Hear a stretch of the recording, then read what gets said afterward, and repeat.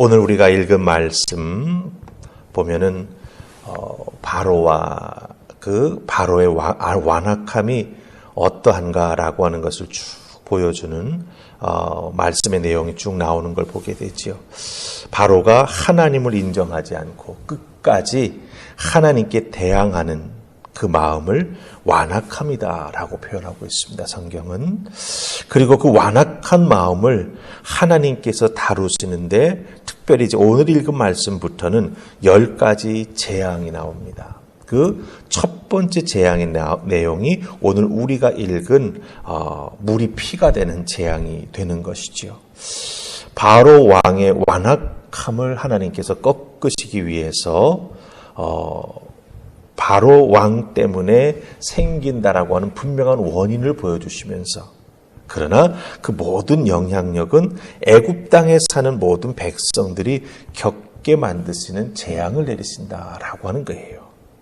바로 왕 한 명에게만 집중하시는 게 아니라 바로 왕의 완악함으로 인해서 애굽 백성들 전부가 하나님 앞에 고초를 겪게 되고 하나님의 능력이 어떠한 것인가라고 하는 것을 이제 애굽 백성들이 몸으로 겪게 된다라고 하는 것이지요.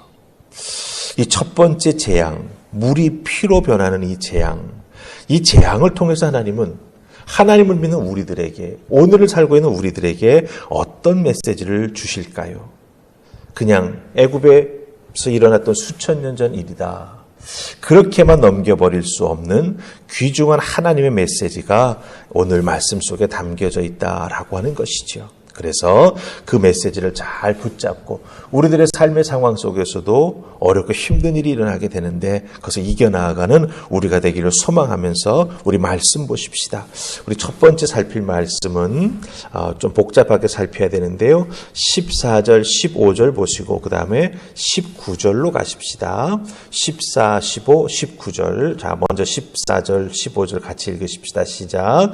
여호와께서 모세에게 이르시되 바로의 마음이 완강하여 백성 보내기를 거절하는도다. 아침에 너는 바로에게로 가라. 보라, 그가 물 있는 곳으로 나오리니 너는 나일 강가에 서서 그를 맞으며 그 뱀 되었던 지팡이를 손에 잡고 이제 19절로 갑니다. 여호와께서 또 모세에게 이르시되 아론에게 명령하기를 내 지팡이를 잡고 내 팔을 애굽의 모든 물들과 강들과 운하와 목과 모두 호수 위에 내밀라 하라. 그것들이 피가 되리니 애굽 온 땅과 나무 그릇과 돌그릇 안에 모두 피가 있으리라. 아멘. 자, 하나님께서 첫 번째 재앙을 내리시는데 얼마나 철저하게 내리시는가라고 하는 걸 보게 됩니다. 그냥 단순히 나일 강물만 바꾸시는 게 아니에요. 집에 있는 그릇에 담겨져 있던 물까지 다 피로 바꾸시는 걸 보게 됩니다. 모세는 바로 앞에서, 그리고 아론은 또 아론에게 명령된 자리에서 지팡이를 내밀므로 말미암아 애굽 땅에 존재하는 모든 물들이 다 피로 바뀌는, 참으로 사람들이 섬뜩 놀랄 수밖에 없는 하나님의 재앙을 내리고 계시다라고 하는 거죠. 그런데 이 재앙의 원인이 어디에서 옵니까? 바로 왕이 하나님의 말씀을 듣고도 말씀에 따르지 아니하는 완악한 마음 때문에 이 재앙이 일어나게 된다라고 하는 것이죠. 모세와 아론, 바로 왕의 거절을 통해서 또 그 거절을 통해서 이스라엘 백성들에게 더 악하게 행동하는 바로 왕 때문에 어려움을 당했었습니다. 우리가 출애굽기 바로 앞부분에서 살펴보았지 않습니까?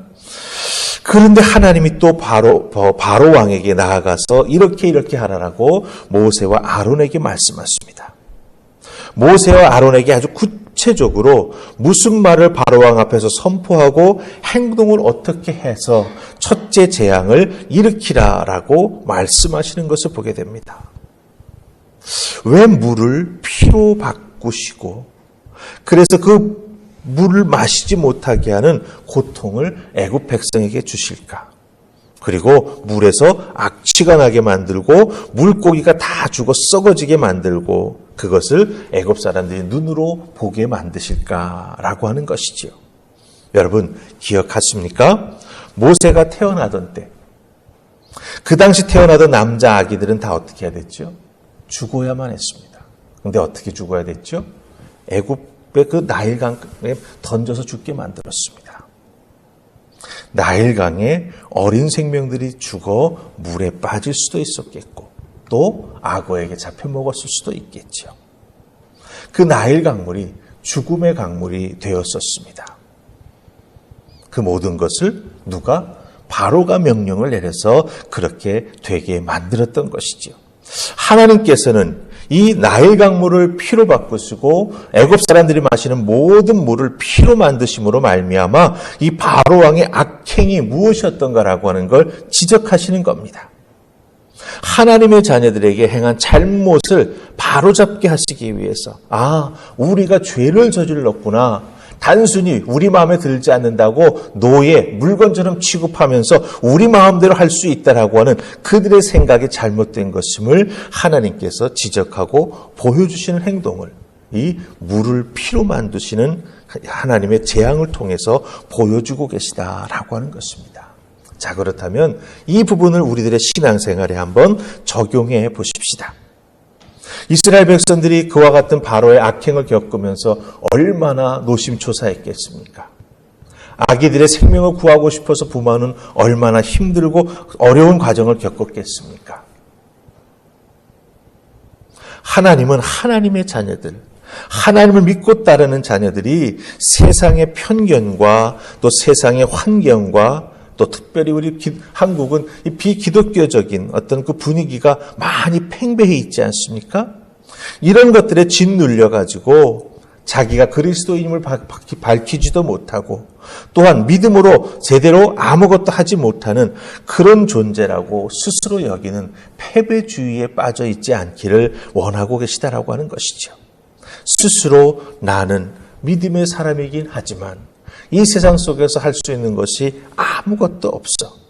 이런 모습으로 이런 신앙의 자세를 가지고 살아가기를 원치 않으신다라고 하는 겁니다. 하나님께서 예수 그리스도를 통해서 우리에게 새 생명 주셨습니다. 그 새 생명의 열매를 이 땅에서 온전히 맺기를 하나님은 원하고 계시다라고 하는 거죠. 우리 믿는 자들에게 하나님은 생명을 주셨을 뿐만 아니라 또한 권능을 주셨습니다. 능력과 은사를 주셨습니다. 꿈과 비전을 주셨습니다. 그것을 최대한 개발하고 하나님의 은혜 가운데 열매를 맺어 나아가는, 그러므로 하나님 앞에 감사하고 기쁨이 넘치며 세상을 변화시키는 하나님의 사람으로 살아가기를 원하신다라고 하는 것 여러분 꼭 기억하시기를 바랍니다. 참으로 코로나19를 지내가는 과정 중에 기독교의 부정적인 모습이 너무나 많이 매스컴을 통해서 묘사되고 나타나기도 하지요. 그런 것들 속에서 우리가 이 땅에서 어떻게 믿음의 사람으로 살아가야 할까? 하나님은 오늘 말씀을 통해서 우리에게 메시지를 주고 계십니다. 거기에 사로잡혀 거기에 갇혀 지내는 인생 되지 말아라. 하나님께서 도우신다라고 우리에게 분명한 메시지 주고 계심을 기억하면서 여러분의 믿음의 삶 속에서 주신 은혜와 꿈을 잘 펼쳐나가는 여러분 되시기를 주님의 이름으로 축복합니다. 아멘. 자, 근데 오늘 말씀 속에서 우리가 그냥 평범한 문장처럼 쭉 읽어 내려갈 수 있는데 우리가 좀 주의 깊게 살펴보아야 될 구절이 하나 있어요. 21절 말씀이에요. 21절 우리 같이 읽습니다. 자, 시작. 나일강에 고기가 죽고 그 물에서는 악취가 나니 애굽 사람들이 나일강 물을 마시지 못하며 애굽 온 땅에는 피가 있으나. 아멘. 여러분 잘 아시죠? 상식적으로 물속에서 고기가 죽어서 썩게 되면 어떻게 됩니까? 악취가 나고 그 물은 마시지 못하게 됩니다. 맞습니다. 근데 이 나일강은 애굽의 젖줄입니다. 애굽이 풍요로운 나라, 강대국이 될 수 있었던 그 이유 단 하나는 이 나일강이 있기 때문입니다. 그 나일강의 풍부한 수자원 때문에 애굽이 강대국이 될 수 있었습니다. 그런데 그 물에서 뭐가 납니까? 악취가 납니다. 애굽 사람들은 그 물 마시기를 싫어합니다. 물고기가 죽어서 썩었기 때문이죠. 이렇게 물고기가 죽고 썩어서 악취가 나는 이유는 무엇입니까? 우리가 앞에서 살펴보았죠. 바로 왕의 완악함 때문입니다. 하나님 말씀에 순종하지 않았기 때문에 이와 같은 결과가 만들어진 것이죠. 바로 왕 한 사람의 완악함이 애굽 전체에 죽음의 그림자를 드리우고 그 완악함의 결과가 어떤가라고 하는 것, 그것이 어떻게 끝난다라고 하는 것을 여기서 지금 보여주고 있습니다. 그런데 특별히 악취가 난다라고 하는 이 표현, 이 악취가 난다라고 하는 말은 출애굽기 5장 21절에도 나와요. 근데 거기는 다른 말로 표현이 되어 있습니다. 악취라고 되어 있지 않고 미워한다라고 되어 있어요. 근데 똑같은 히브리 단어가 쓰였어요. 바아쉬라고 하는 단어가 쓰였습니다. 근데 백성을 미워한다라고 할 때 이 백성을 미워함을 당하는 백성은 애굽 백성이 아니라 애굽 백성이 이스라엘 백성들, 하나님의 백성을 미워한다라고 할 때 이 단어가 쓰였습니다. 그러니까 애굽 백성들이 바로 왕을 통해서 이렇게 딱 선입견을 갖게 된 게 뭐예요? 이스라엘 백성들은 악취가 나는 백성이다. 가까이 하면 안 된다라고 하는 생각을 갖게 된 거죠.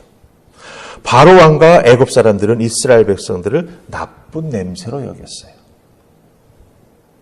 그런데 애굽 사람들이 그렇게 부를 누릴 수 있고 생명의 근원처럼 여기는 나일 강물에서 뭐가 나요? 악취가 납니다. 하나님의 구원의 은혜를 입은 하나님의 백성들을 악취로 여겼습니다. 그런데 동일한 결과가 그렇게 여겼던 애굽 백성들의 삶의 현장에서도 나기 시작했다라고 하는 것이죠. 기억하십시다.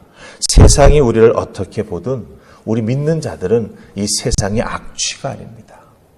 오히려 이 세상에 나는 악취를 바꿀 수 있는 사람들, 죽어져 가는 이 세상을 생명으로 바꿀 수 있는 사람이라고 하는 것을 여러분은 기억하셔야 합니다.